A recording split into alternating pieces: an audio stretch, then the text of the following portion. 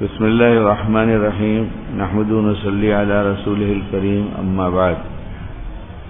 کرنے والے کچھ کام اچھے کام بڑھا دیتے ہیں، یہ اچھی بات ہے، لیکن جو گناہ کے کاموں کو کرتے رہے، چھوٹے بڑے جو کرتا رہا، اس کو چھوڑا یا نہیں چھوڑا، اصل تو یہ ہے، کیونکہ تو اللہ کی ایسی مہربانی ہے کہ جتنا کرتے تھے اتنا بھی کریں، تو اتنی ڈھیر ساری نیکیاں بھاؤ اتنا بڑھ گیا ہے، جتنا کرتے تھے اتنا ہی کریں گے تو بھی اتنا زیادہ مل رہا ہے، 70 کا بھاؤ ہو گیا ہے، نفل پڑھو تو فرض کا ثواب ہے نا، یہ سب تو اس میں ہم نہ بھی کریں تو خود بہت بڑھ کے ملنے والا ہے، لیکن ہم کہتے نہیں ہم کر کے لیں گے، تو کر کے لے لو، کوئی حرج کی بات نہیں، اچھی بات۔ لیکن رمضان آیا کیوں؟ رمضان آیا کیوں؟ کیا نیت تھی روزہ رکھنے میں؟ اچھا رکھیں گے، بہت اچھا رکھیں گے، یا صرف روزہ رکھیں گے؟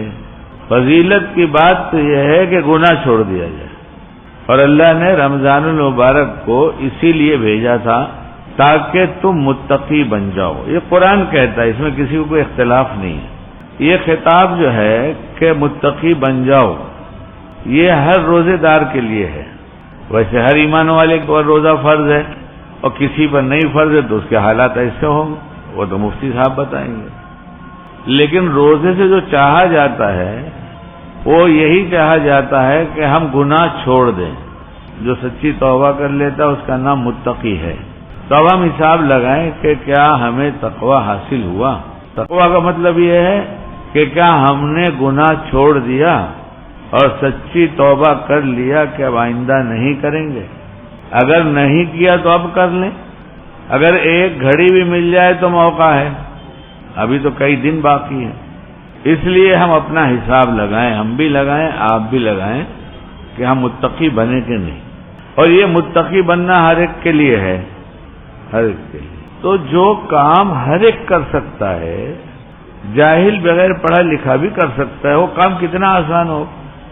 ارے بھائی بہت سے کام ایسے ہیں کہ بے پڑھا لکھا آدمی نہیں کر سکتا، لیکن متقی بننا تو ہر ایک کے لیے آسان ہے، تب تو سب سے کہا جا رہا ہے متقی بنو۔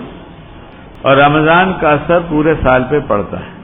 ہم نے بڑوں سے سنا کہ جیسا جمعہ گزرتا ہے ویسا ہفتہ گزرتا ہے، جیسا رمضان گزرتا ہے ویسی سال گزرتا ہے، جیسا حج ہوتا ہے ویسی زندگی ہو جاتی ہے۔ اس لیے بہت سے حاجی ذرا بھی بدلتے نہیں، بگڑ ہی جاتے ہیں، اور بہت سے حاجی بڑے متقی بن جاتے ہیں، جن کا مقبول ہو گیا متقی بن گئے۔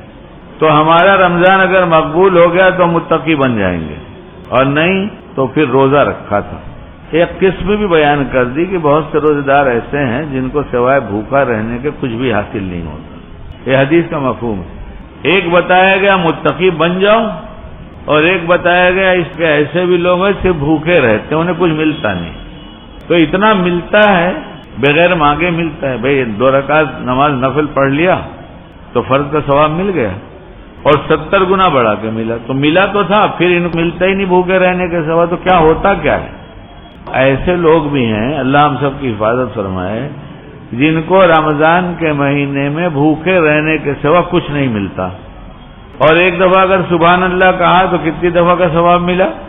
70 دفعہ کا۔ اور رمضان میں جو نماز نہیں پڑھنے والا سال بھر وہ بھی نماز پڑھ دیتا ہے، تو یہ بتایا گیا کہ ان کو کچھ ملتا ہی نہیں روزہ رکھنے کے سوا۔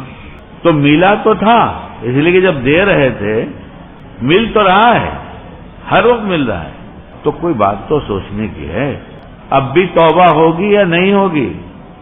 ایمان دیا ہے جنت دینے کے لیے، ایسے ہی نہیں ملے گی کہ کسی کام کا کرنا مشکل ہے، لیکن کسی کام کا چھوڑنا بہت آسان ہے۔ گناہ چھوڑ دو متقی بن جاؤ گے۔ اب بتاؤ کچھ کرنا ہے؟ اب بھی ہم سے نہیں ہوگا۔ الاٹمنٹ صرف 2 قسم کا ہے، یا جنت یا جہنم۔ اب جو ہم الاٹ کر رہے ہیں، گناہ کر رہے ہیں، توبہ نہیں کرتے تو دوسرا راستہ ہے، اللہ حفاظت فرمائے۔ اور توبہ کر لیتے ہیں، گناہ سے بچتے رہتے ہیں، پھر ہو گئے، پھر توبہ کر لیتے ہیں۔ محترم بزرگوں، دوستوں، جوانوں، یہ بات اچھی طرح سمجھ لو، دین پر چلنا بہت آسان ہے، آسانی نہیں ہے، دین پر چلنا بہت آسان ہے۔ اور واقعی گناہ چھوڑ دینا آسان ہے کہ نہیں؟ آسان ہے۔